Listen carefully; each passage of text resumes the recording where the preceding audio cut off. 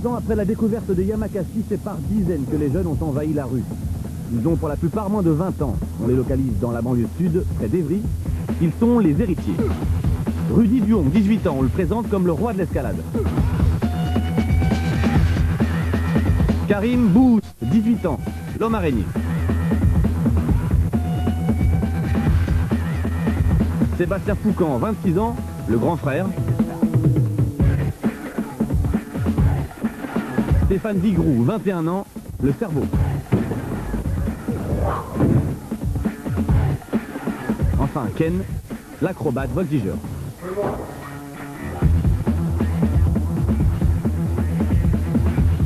Ces 5 garçons parmi tant d'autres incarnent la nouvelle génération. Ils s'appellent les traceurs, les Spiderman ou les hommes-chats. Tous sont les enfants du parcours.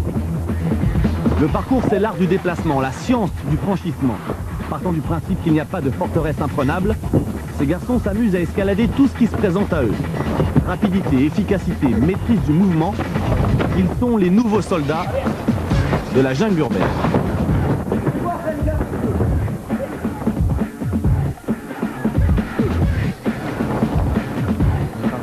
Moi, ce que j'aimerais préciser, c'est que ce sport, il est ultra complet. Il se pratique en milieu urbain et en milieu naturel. On peut très bien les pratiquer en forêt. Par exemple, la forêt Fontainebleau, il y a les rochers, il y a des arbres, il y a tout ce qu'il faut pour bouger, c'est le top. Mais qu'on arrête un peu de dire que les mecs qui pratiquent cet art, c'est un art qui sort tout droit du béton des cités. Les enfants du parcours ont leurs règles, leur philosophie et leurs maîtres. Ils doivent tout à David Bell.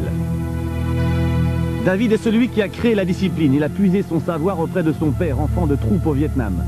C'est lui, David, qui a créé et formé les Yamakasi. Seulement lui, il ne joue pas dans le film. Plutôt que de tout lâcher pour le cinéma, il a préféré quitter les Yamakasi pour rester auprès de ses troupes. On n'avait pas les mêmes objectifs, pour dire, et donc ils ont fait leur voix. Moi j'ai fait ma voix, c'était de transmettre, donc de montrer, voilà, ces jeunes, quoi, parce que si j'étais resté avec eux, ça aurait été bien aussi pour moi, personnellement, mais il n'y aurait pas eu tout ça, donc je regrette pas. Le parcours apprend à se dominer et à s'endurcir, car le danger est partout. Voilà, il pleut, et voilà ce qui arrive quand il pleut et qu'on s'entraîne, il y a des quand il y a aussi des ponts. Et ici, l'obstacle n'est pas toujours de béton. On les tolère en bas. En aucune façon on veut les voir dans les passerelles. Un Yamakasi, un traceur, un homme-chat, peu importe le nom, l'essentiel est de franchir un toit, un mur, un préjugé ou un tabou. Franchir pour s'affranchir de toute appréhension. Leçon finale avec le maître, David Bell.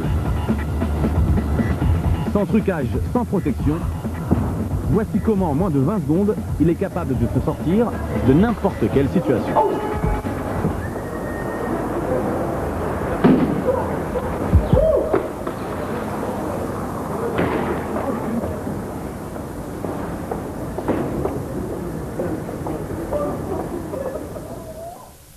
Très impressionnant.